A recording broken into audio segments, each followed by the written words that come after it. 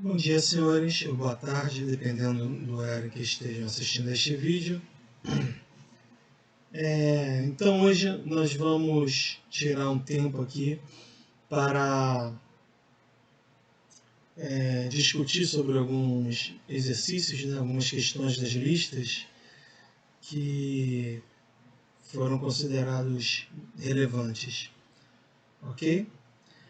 Bom, o primeiro deles, então vou pegar algumas questões da lista de hidrostática e algumas da lista de hidrodinâmica.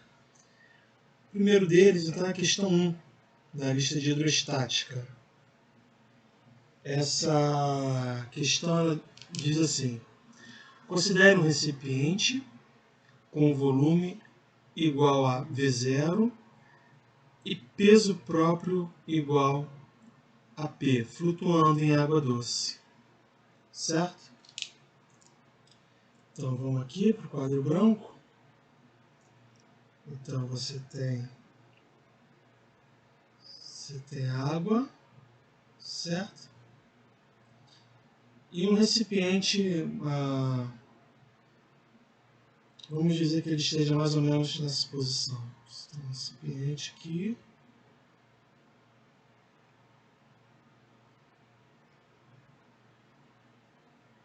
Ok?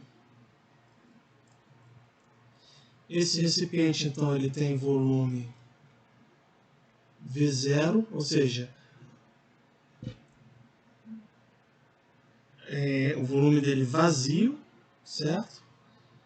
E ele tem o que foi chamado de peso próprio, ou seja, o peso desse recipiente, considerando sua massa, né, vezes a gravidade, vamos deixar como P.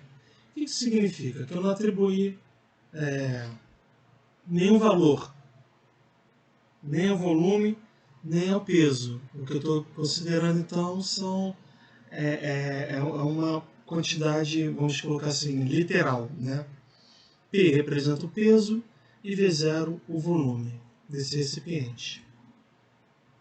E ele está flutuando aqui em água doce, né? Então aqui seria água doce. Ok, nota que minha letra não está ainda 100%, que realmente, não sei se é a precisão dessa mesa ou se é a minha falta de prática, mas eu acho que dando para vocês entenderem, tá ótimo. E a questão continua dizendo, até que o volume V1 de líquido com densidade ρL, ou seja, ρ, a letra grega, né, subíndice L, denotando a densidade desse dado líquido, desconhecido, porém, sabemos que a densidade desse líquido ela é maior do que a densidade da água. Ok? Então a pergunta é, até que volume V1 desse líquido pode ser introduzido no recipiente antes que ele perca sua flutuabilidade? Ou seja, a situação considerada seria a seguinte, vamos passar para cá, água doce aqui, seria que volume, eu vou exagerar um pouco, ok? Mas ficaria numa situação parecida com essa, colocando esse volume, né, de líquido com densidade maior do que da água doce dentro do recipiente. Aqui eu estou exagerando, certo? Que no linear, essa boca aqui ficaria na própria altura da água, certo? Então aqui eu encheria com um líquido de densidade ρL. E qual é o volume V1 desse líquido? Então eu vou desenhar aqui como se tivesse preenchido com líquido até algum ponto. Vou colocar aqui, né? Então como se tivesse preenchido com líquido de densidade ρL. E para um determinado limite, esse de volume desse líquido, esse pote aqui, esse flutuante, esse recipiente, ele perderia sua flutuabilidade. Ou seja, ele ficaria na iminência de afundar.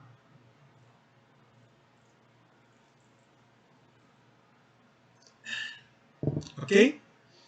Então essa é a situação. Deixa eu ver se dá para descer aqui. Dá para descer um pouco. Então vamos lá.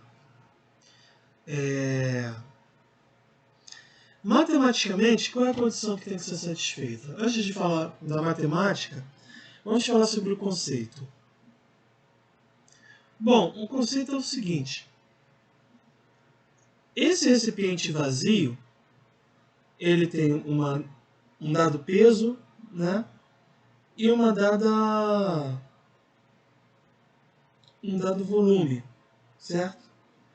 Então, em princípio, ele poderia muito bem estar flutuando. Imagina na situação inicial que ele esteja vazio. Se você considerar que ele está vazio, então significa que o seu peso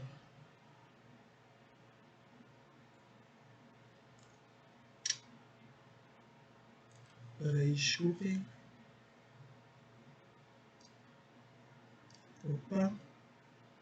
Isso. Que o seu peso seria menor que o empuxo. Qual seria o empuxo nesse caso? Vamos chamar de empuxo inicial. O empuxo inicial seria o peso do líquido deslocado por esse recipiente. Ok? Então seria a densidade da água.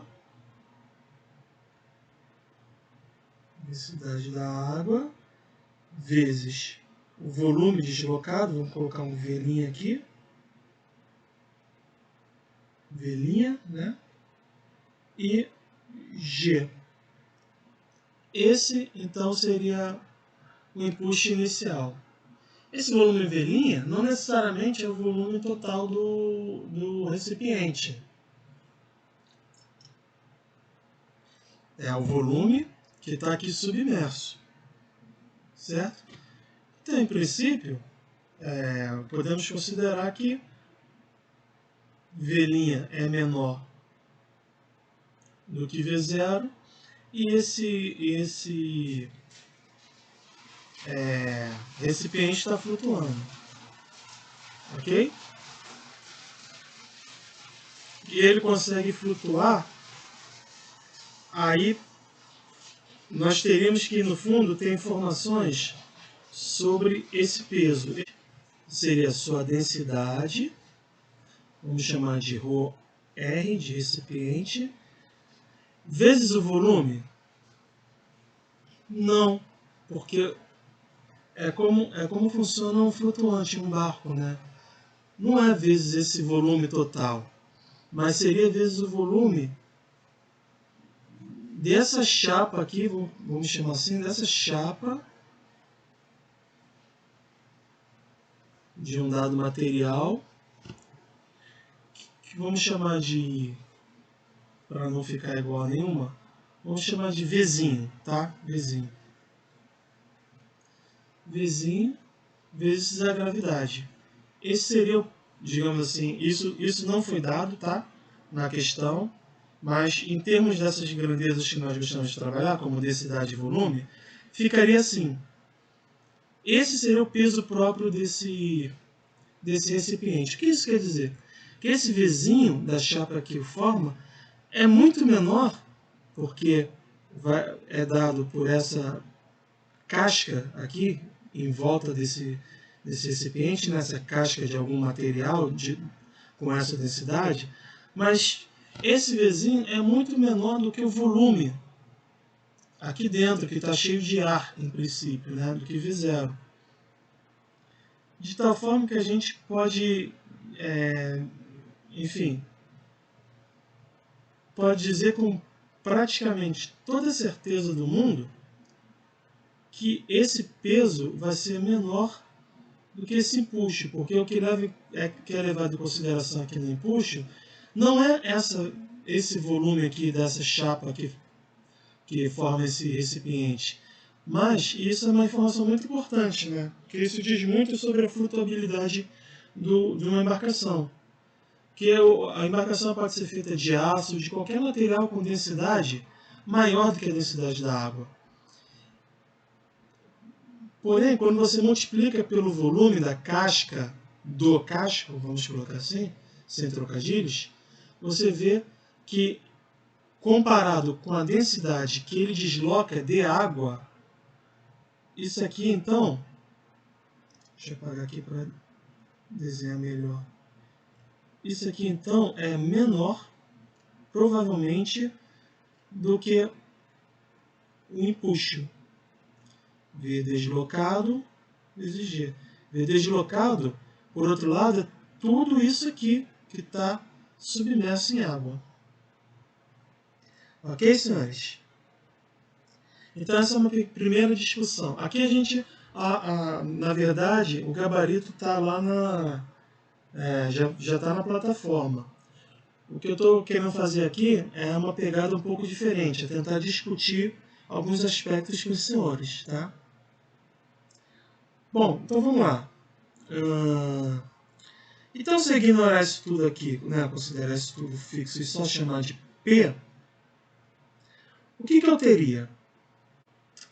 Eu teria que comparar o peso quando eu inserir o líquido, quando eu colocar aquele líquido ali de densidade ρL, né, em volume V1, eu vou ter um peso total, que vai ser formado pelo peso do recipiente mais o peso do líquido dentro do recipiente. Então eu teria que comparar assim, o peso, vamos chamar de peso total. Para que a flutuabilidade ocorra, ele não pode ser maior do que o empuxo, porque vocês sabem que vence o maior vetor. Para baixo eu tenho o peso e para cima eu tenho o empuxo. Ok? Vetores. Então, se o peso ganha, zero de flutuabilidade. Se o empuxo pelo menos equilibra o peso, se o empuxo equilibra o peso, então está tudo safo. Ok? Então, a questão é que o peso tem que ser menor ou no máximo igual ao empuxo máximo em módulo. Por que empuxo máximo? Como vocês devem reparar, o empuxo ele depende do volume deslocado, certo? Ou seja, pelo volume submerso. E o volume submerso ele é variável. Notem essa primeira situação, né? E notem a segunda situação. Aqui tem um volume submerso bem maior do que aqui. Isso significa que, como ele depende linearmente do volume, conforme o volume submerso vai aumentando, ou seja, conforme o objeto ele vai entrando, né, sendo submerso, o empuxo vai aumentando. Só que isso tem um valor máximo, porque esse volume não pode ser maior do que o volume total, correto? Do recipiente. É o máximo de volume que pode ser deslocado. Ok? Isso quer dizer, toda hora esbarro no botão aqui da caneta. Isso quer dizer então que, vamos jogar aqui para baixo, que o empuxo máximo, se vocês concordarem comigo, ele é a densidade do fluido deslocado, a água doce, vezes o volume. Então o máximo é quando todo ele está submerso. Tudo vai estar submerso com esse volume V0 aqui, né? V0 vezes G. Certo? E desse outro lado aqui, o que eu tenho? Peso total. O peso total vai ser P, que é o peso próprio, que já foi discutido, mais o peso de líquido aqui dentro. Quanto vale esse peso? Deixa eu só apagar aqui. Vou botar mais de lá para a esquerda. O peso total, o peso, desculpa, próprio, mais qual é o peso de líquido? É a densidade do líquido vezes o volume de líquido, certo? Chamou de V1, né? Vezes G. Ok? E a pergunta é, qual o volume V1 máximo? Pronto, agora basta isolar o V1 nessa equação. Então, o que nós temos nessa inequação? Então, o que nós temos? O L, o do líquido, V1 vezes G, estou deixando aqui do lado esquerdo, né? Menor ou igual, ai meu Deus, a ρ do H2O, densidade do H2O, V0, G menos P. Ou seja,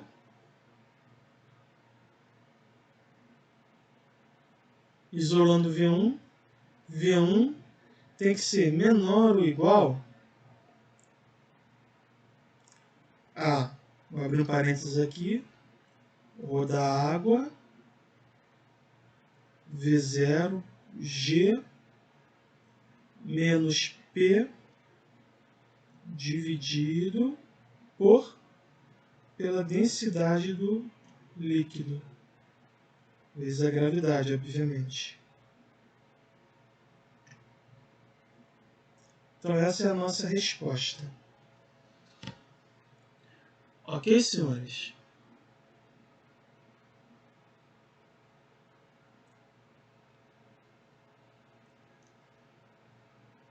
Ok? Então, a gente pode tirar algumas observações daqui, né? Por exemplo, V1,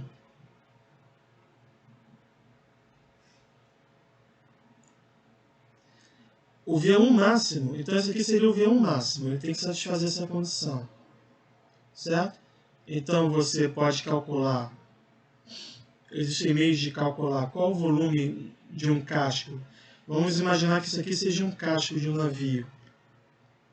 Então você tem meios de saber, de calcular. Opa, cadê? Aqui. Ah, vou usar aqui. Você tem meios de saber quem é esse V0, mandar na embarcação. Ok? Densidade, gravidade, tudo certo. E aí, olha que interessante. Essa equação diz o seguinte, que o próprio peso da embarcação, peso próprio dela, né, ele diminui, é isso que essa equação quer dizer, ele diminui a própria flutuabilidade dela. Certo?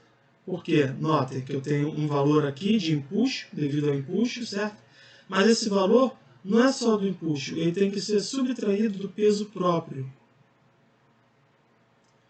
De forma que quanto mais leve for o material de que é feito a embarcação, maior é a capacidade de flutuabilidade dela, porque esse valor de P diminui. Então, maior seria esse valor de, vamos colocar assim, de carga que eu poderia inserir na embarcação. Então, se o casco é feito de alumínio, é uma coisa, de madeira é outra, e daí por diante. Ok? Essa é uma informação. Outra informação também é que quanto maior a densidade da carga que eu coloco na embarcação, essa equação me diz que quanto maior essa densidade, menor também vai ser o volume que eu tenho disponível para carregar a embarcação. Certo? Então, eu tenho uma determinada quantidade de volume possível, caso, por exemplo, eu carregue o meu navio cargueiro com chumbo, mas caso eu carregue esse navio com algodão, por exemplo, aí eu vou mudar isso aqui, essa capacidade de carga dele, e daí por diante. Ok? Bom, então essa foi a primeira questão. Espero que ela traga luz a muitas questões e que vocês possam assimilar bastante desses conceitos que essa questão traz. Ok? E agora vamos para a próxima. Vamos lá, questão 3. Questão 3. Qual o calado e a posição do centro de carena de uma embarcação que possui 100 metros de comprimento? Notem que essa figura aqui mostra um corte transversal, né, da embarcação.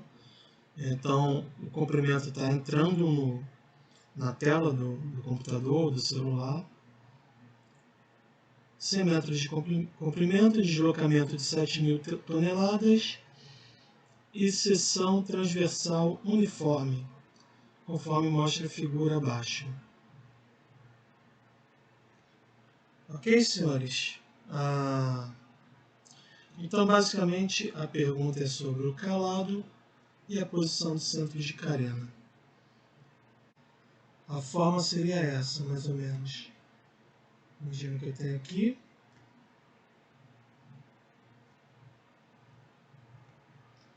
E aí desce numa forma triangular, mais ou menos. Certo? É mais ou menos essa figura que nós temos aqui. Estou tentando reproduzir essa figura aqui, tá certo? Então aqui eu tenho uma dimensão de 10 metros, transversal. Para dentro da tela tem 100 metros, que é o comprimento da embarcação. Daqui essa parte retangular tem 5 metros. Depois mais 10 metros em parte retangular. Então, dados esses valores aqui, qual seria o calado e a posição do centro de carena? Bom, se a embarcação está flutuando, então vocês já devem estar agora bastante convictos de que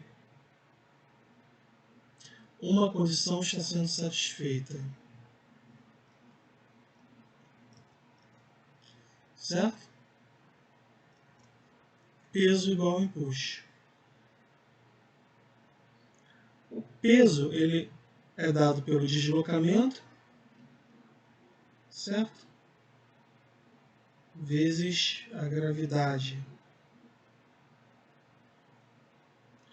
Aqui ainda é um pouco confuso para mim a notação oficial, mas deixa eu então estabelecer a minha notação. Eu estou chamando isso que aqui seria a massa em toneladas e isso aqui é a gravidade, tá legal? Então isso aqui é a massa em toneladas, isso aqui é a gravidade. Isso teria que ser igual ao empuxo. Então, o empuxo seria a densidade do líquido, água doce nesse caso, o volume deslocado,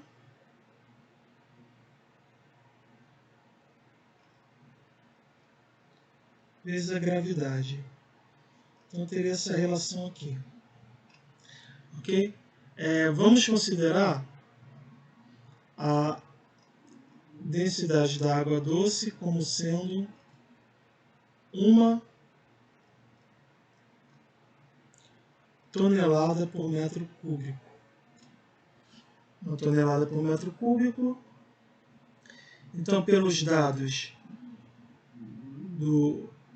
da questão, nós teríamos deslocamento igual a 7.000 toneladas.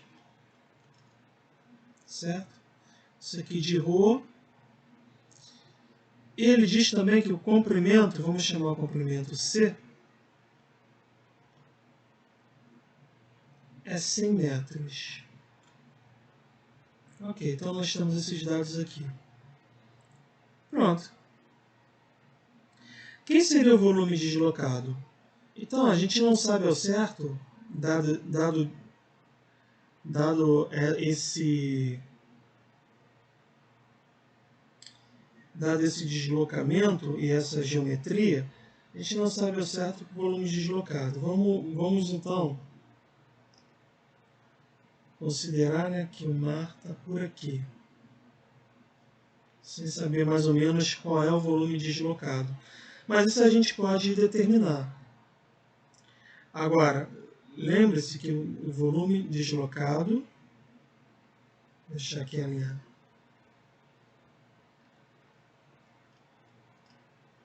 ele compreende como é volume, né? Então compreende um comprimento, uma largura, aí pode chamar de boca, e uma altura, pode chamar de calado, algo do tipo, ok? Isso aqui é fixo, vale 100. Logo, a gente pode usar essa equação aqui de cima, essa equação aqui,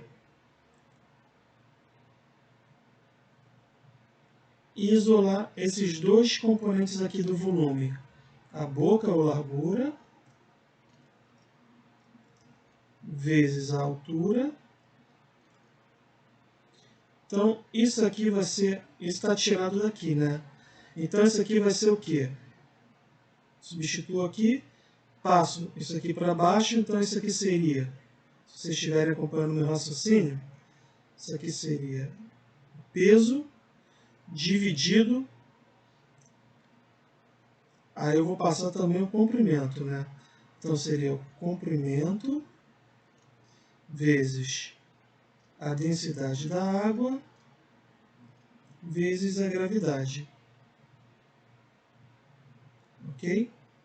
Lembrando que esse comprimento eu tirei daqui direto do volume deslocado e passei para baixo. Então, a gente pode cortar aqui. Vamos descer um pouco. Vamos descer um pouco. Então, ok.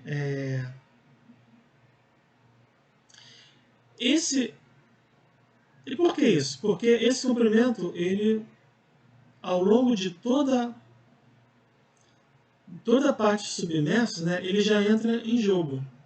Já essa parte aqui da área, essa área aqui que está submersa, eu não sei, por exemplo, podia estar submerso nessa região aqui.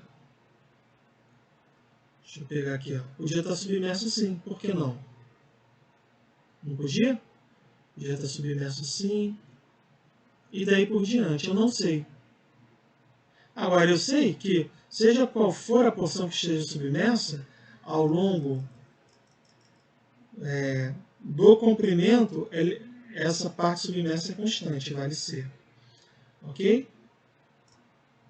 Então vamos ver se eu consigo desfazer. Consegui. Beleza. Pronto. Agora, outra coisa eu também sei. Eu sei esses valores, então eu sei quanto vale a área submersa.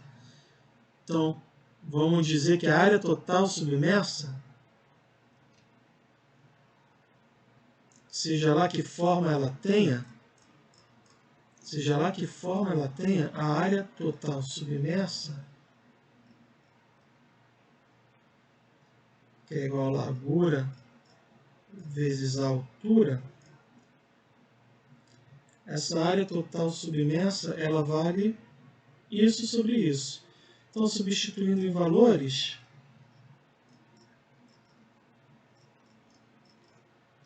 eu teria 7.000 dividido por 100, aqui vezes 1. Lembrando, por que eu posso fazer isso direto? Porque está tudo em unidades, ou de toneladas ou de metros, né? Então, como a comprimento já foi dado em metros, isso aqui em toneladas, isso aqui em toneladas por metro cúbico, então está tudo em termos das mesmas unidades. Então, corta aqui, corta aqui, corta aqui, corta aqui. Então, tonelada dividido por tonelada por metro cúbico, corta o metro com metro cúbico, passa o metro para cima, vai ficar 70 metros quadrados, que não poderia ser diferente, tem unidade de área. Isso me diz, então, que a área submersa dessa embarcação tem que ser de 70 metros quadrados. Ok? Mas aí a gente tem um problema. Por quê? Se a gente lembrar dessas dimensões aqui, sei lá, vou pegar um verde aqui. Se a gente pegar essas dimensões, aqui tinha 10, vou dar as barras nesse botão, 10 metros, certo? Aqui tem 10 metros, se eu não me engano. Vamos retomar aqui para ver. Isso mesmo. E lá em cima, aqui tem 5 metros. Então vamos lá. Lembrando que aqui eu fiz um desenho aleatório, tá? Então eu não sei quanto que está submerso. Mas eu sei o seguinte, a área desse triângulo aqui, a área do triângulo, vamos colocar aqui, a área triângulo, ela vale base vezes altura dividido por 2. Quanto vale a base desse triângulo? Vale 10. Quanto vale a altura? Vale 10 também. Dividido por 2 dá 100, dividido por 2, 50 metros quadrados.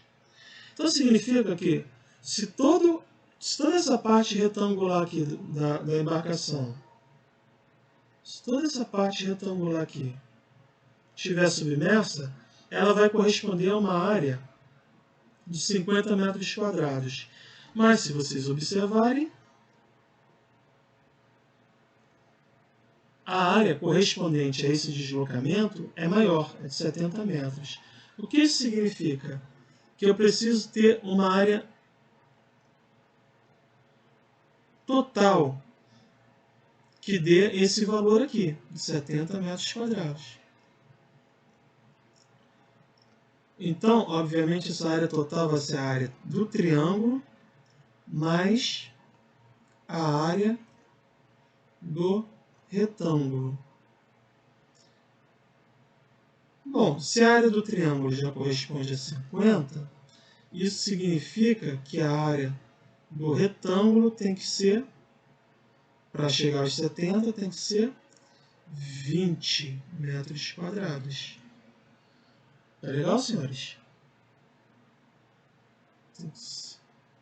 Ora, o que isso significa? Que para que essa área aqui chegue, para que a área total chegue aos 70, já tendo 50 aqui, e aqui sendo fixo e valendo 10, né, essa base desse retângulo também, essa dimensão aqui vale 10.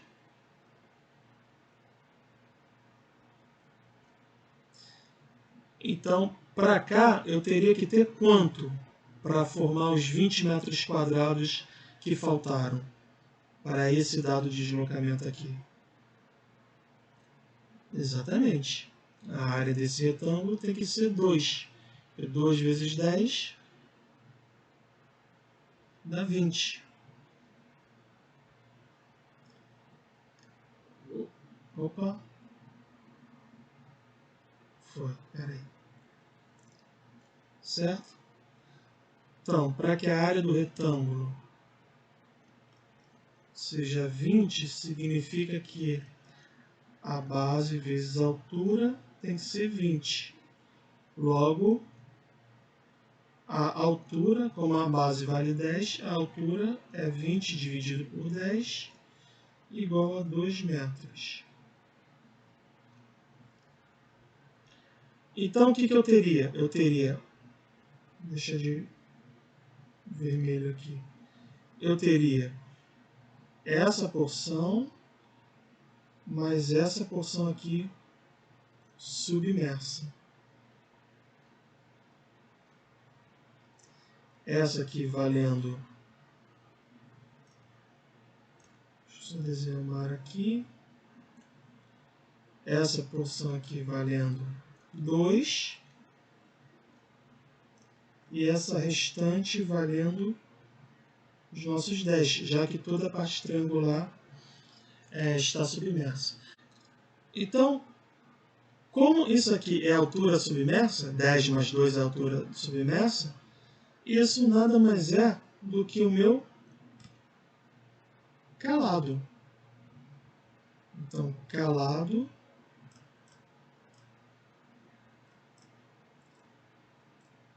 12 metros.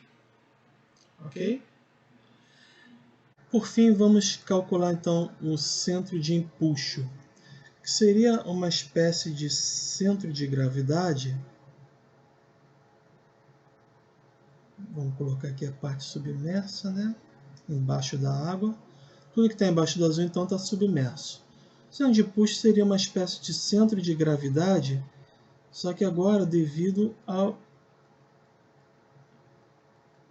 empuxo, atuando em cada parte, né, do casco e produzindo, então, um efeito global num ponto que nós chamamos de centro de empuxo. Então, nesse ponto, atua um empuxo da mesma forma que no ponto G atua, ou melhor dizendo, num ponto, podemos considerar que todas as forças de empuxo que estão atuando sobre o casco são representadas nesse único ponto por uma única força de empuxo resultante para cima, assim como no caso da gravidade, um único ponto pode ser representativo de todos os pesos atuando na embarcação, né, cuja resultante está para baixo. Então esse ponto é o centro de gravidade, nesse caso, centro de empuxo. Como ele é calculado? Da mesma forma que nós calculamos o centro de massa, certo? Só que agora nós vamos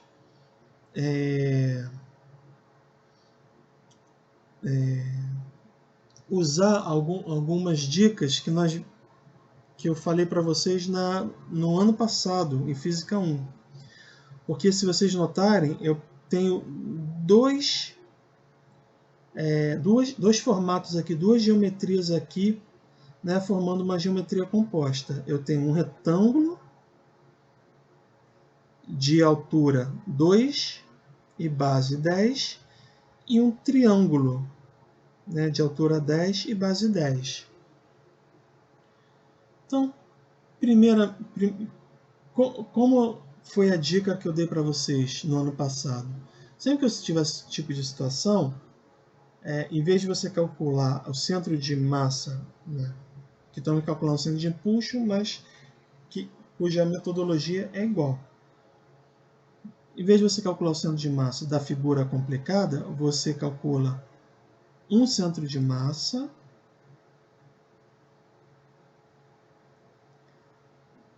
de uma figura simples, o centro de massa de outra figura também simples, ou seja, retângulo, o triângulo, e por fim você calcula o centro de massa desses dois pontos representativos, que vai dar o ponto da figura total. Então, qual seria o centro de empuxo dessa figura? Vamos separar. Vou chamar de C1 esse primeiro ponto aqui. Então, vamos colocar em termos das coordenadas x e y, que claramente, como é tudo homogêneo, então o centro de massa, o centro de empuxo, é o centro geométrico. Então, se a gente também fizer colocar um eixo aqui, o eixo y aqui e o eixo x aqui,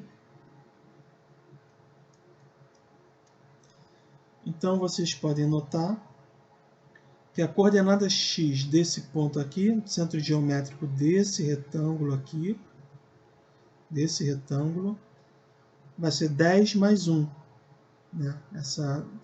Pelo exercício anterior, nós obtivemos aqui o valor de 2. Então, o centro geométrico na altura vai ser 1, mais 10, o y então vai ser 11. E a coordenada x, como é tudo homogêneo, né? tudo simétrico, vai ser metade, 5. Então, esse ponto C1 eu posso chamar de 5, coordenada x, e 11, a coordenada y. E o ponto C2, que seria o centro geométrico do triângulo. O centro geométrico do triângulo é obtido a partir dos vértices. Então, eu tenho que é o próprio... Essa é uma forma também de você obter o baricentro. O baricentro é o centro geométrico do triângulo. E o centro geométrico ele é obtido somando as coordenadas dos vértices. Então, vamos chamar isso aqui de vértice A, isso aqui de vértice B, isso aqui de vértice C. Então, o vértice A vai ter coordenadas xa, ya, xb, yb, xc, yc. Então, o que eu tenho que fazer é somar essas coordenadas e dividir por 3. Então, qual seria a coordenada x dos vértices? Do vértice A seria 5. Do vértice B seria 0. Do vértice C seria 10. E aí eu divido por 3. Então, essa vai ser a coordenada x do baricentro. E a coordenada y do baricentro? Mesma coisa. A coordenada y de A é 0. A coordenada y de B é 10 e y de C é 10 também. Então, ficaria 10 mais 10 dividido por 3. Isso é igual... Vou arrastar aqui um pouquinho para o lado. Isso aqui é igual, então, 15 dividido por 3 dá 5, como era de se esperar, né? No caso de x. E 20 dividido por 3 dá...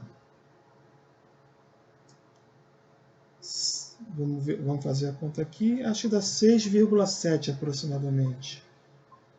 Isso aí, 6,7. Aproximadamente. Na verdade, dá uma dízima, né? 6,6666. Mas tudo bem. E agora, qual seria então a coordenada do centro de massa? Ou do centro de empuxo? Vamos colocar aqui B. Seria só eu somar isso com esse e dividir por 2? Não. E por que não? Porque vocês têm que notar que esse objeto aqui, ele tem área menor do que esse objeto aqui, do que essa figura aqui. Significa que tem mais massa aqui do que aqui. Então, obviamente, eu não posso fazer uma simples média aritmética.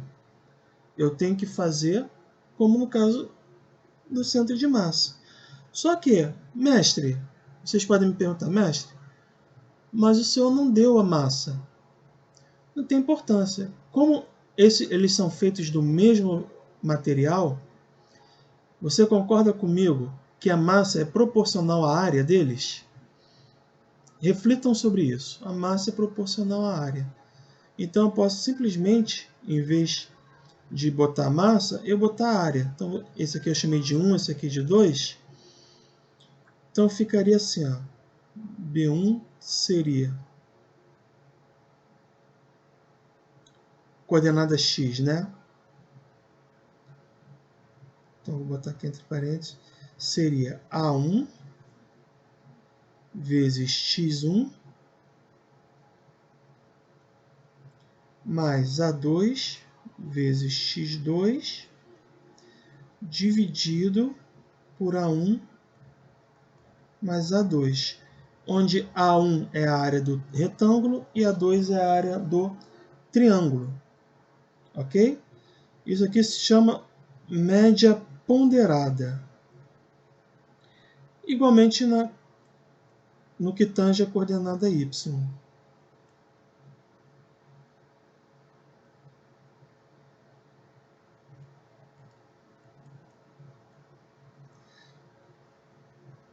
Ok? Então, vamos fazer um rascunho aqui embaixo para eu botar logo aqui. A1, quanto vale A1 aqui? Vamos ver aqui. 2 vezes 10, A1 vale 20.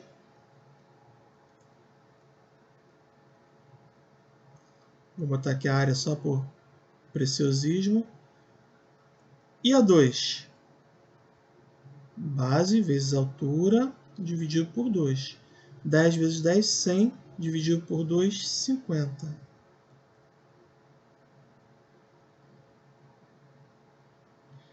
Então, nós teríamos aqui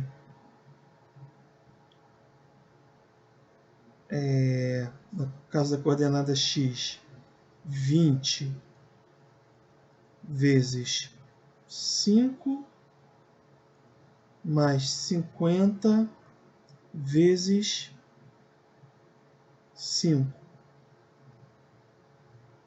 Isso aqui é vou chamar de xb, ou seja, x desse ponto aqui que nós chamamos de centro de empuxo, dividido por A1 mais A2, 50 mais 20, 70.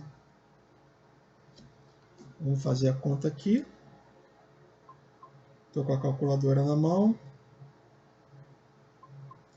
20 vezes 5 mais 50 vezes 5 igual a 350 dividido por 70. Adivinha quanto dá?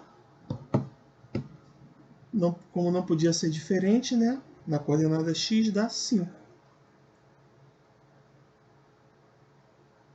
Então aqui nós temos a coordenada x, 5. Óbvio, né? Como tudo é simétrico para lá, para a esquerda e à direita, então o centro de massa não pode estar além dessa coordenada, dessa reta aqui, x igual a 5. E para o y, 20 vezes 11 mais 50 vezes 6,7 dividido por 70. Calculadorinha. 20 vezes 11 mais 50 vezes 6,7 dividido por 70. Bem razoável, 7,9 aproximadamente. Então aqui está a coordenada do x, 7,9. Então essas são as coordenadas do centro de empuxo. Então elas estão mais ou menos, x está aqui, né? 5, e o y, o 5 está por aqui, 10 está por aqui, então está no 8, por aqui. Então, nosso B, que eu tinha desenhado aqui, a gente pode dar uma apagada.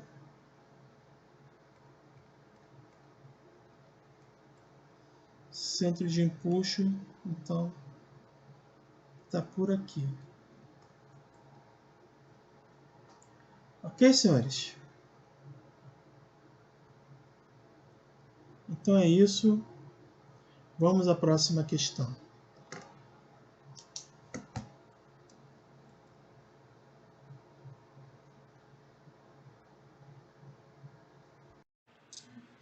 Por fim, a questão 4, da lista de hidrostática. Ela diz assim: devido à variação de temperatura, pressão salinidade, a densidade ρ da água do mar aumenta com a profundidade, segundo essa lei aqui. ρ igual a ρ0 mais CH, onde ρ0 é a densidade na superfície e C é uma constante positiva. Calcule a pressão a uma profundidade H. Então é isso que temos.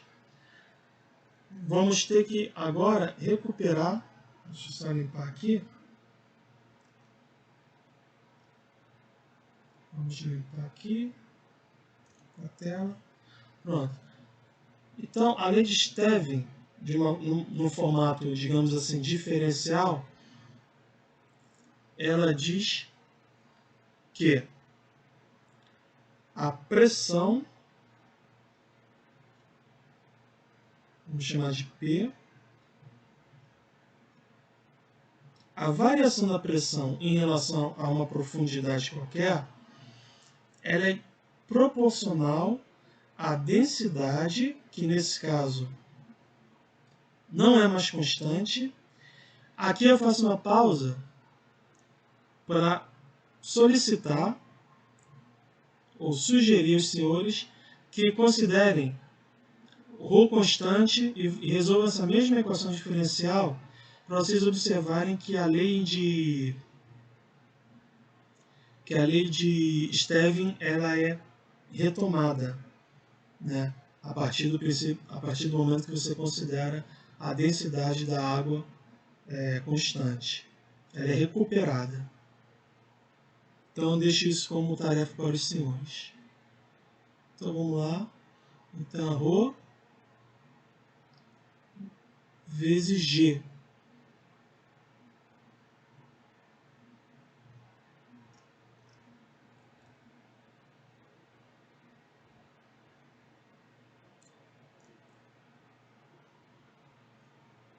Ρ vezes G. Agora, o que temos que fazer?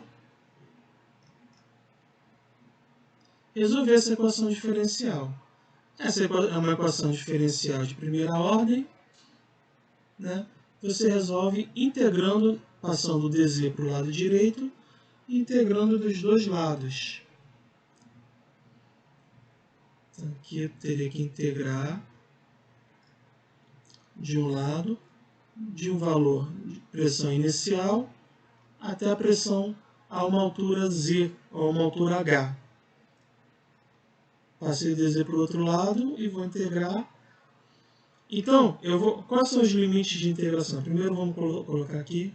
Quem seria o ρ de Z? ρ de Z, como foi mostrado lá no enunciado, seria ρ0 mais uma constante C. Lá no enunciado está H, mas aqui eu vou colocar Z. Vou colocar Z para ficar desse formato aqui. Ó. Integral de ρ0 mais CZ dz. Quais são os limites de integração? Esses limites em Z vão corresponder ao mesmo ponto onde P é P0, que eu considerei como uma superfície, então é uma altura 0, e onde eu quero calcular a pressão, a uma altura H. Então aqui eu vou colocar esse parâmetro aqui dz, essa variável de integração, indo até H. Pronto. Então, o que nós temos? Nós teríamos integral de dp é P, indo de... Deixa eu colocar aqui, integral de dp é P, indo de P0 a P, correto? Então, isso nada mais é do que P menos P0. Então, vou apagar aqui. Então, já vou escrever direto. P menos P0 é igual. Essa integral aqui. A integral da soma é a soma das integrais. Então, vai ficar ρ0 dz, indo de 0 a h, nada mais é do que ρ0 h, mais c, como c é uma constante, então essa integral vai aqui, né? C, integral de z dz, que vale meio de z ao quadrado de 0 a h. Certo? Que nada mais é do que meio de h ao quadrado.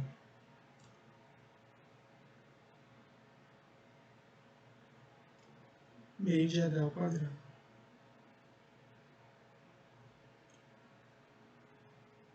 Logo, aqui,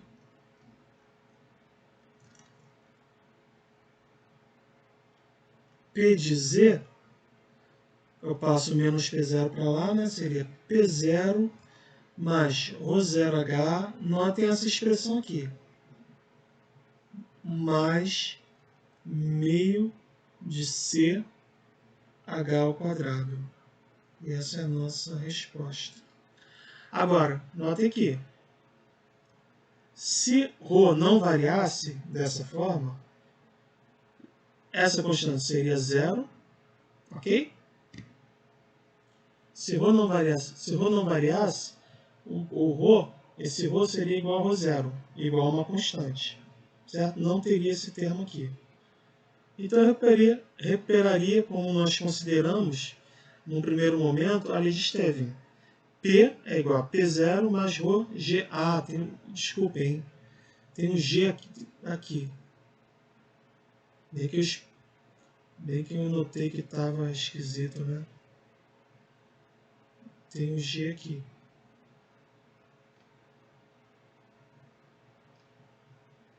E aqui também tem um G.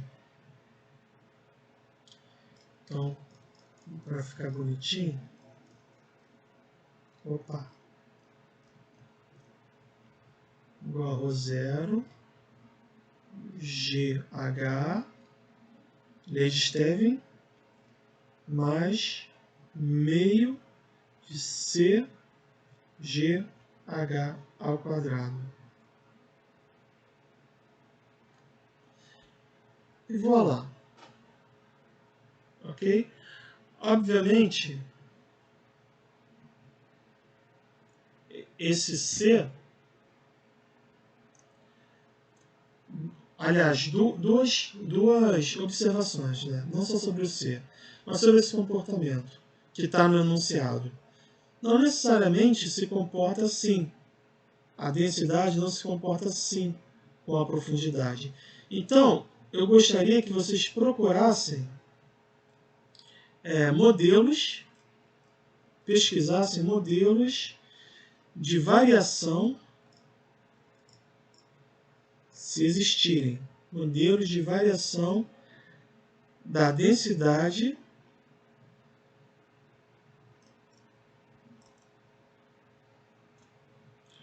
com a profundidade.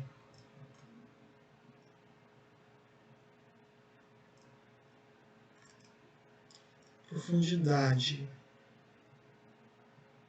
Certo? Tanto para a água doce quanto para a água salgada. Pergunta que eu faço é: vocês acham que acontece a mesma coisa com a densidade à medida que você vai mergulhando no fluido? Eu acho que não. Se o fluido for doce ou salgado, eu acho que não. Certo? E a partir desses modelos, vocês podem então calcular usando essa, se for possível, usando essa equação aqui. Agora, notem também uma outra coisa, é que não necessariamente a solução vai ser analítica, pode ser uma solução numérica. Ou seja, o que eu quero dizer? Essa variação pode ser mais complicada do que uma equação linear como essa, né? Pode ter outros tipos de variação. Então, vale a pena dar uma pesquisada, ok? Bom, então, esses são os exercícios que eu gostaria de chamar a atenção sobre hidrostática. E é isso. Próximos vídeos aí sobre as questões de hidrodinâmica. Um abraço e até a próxima.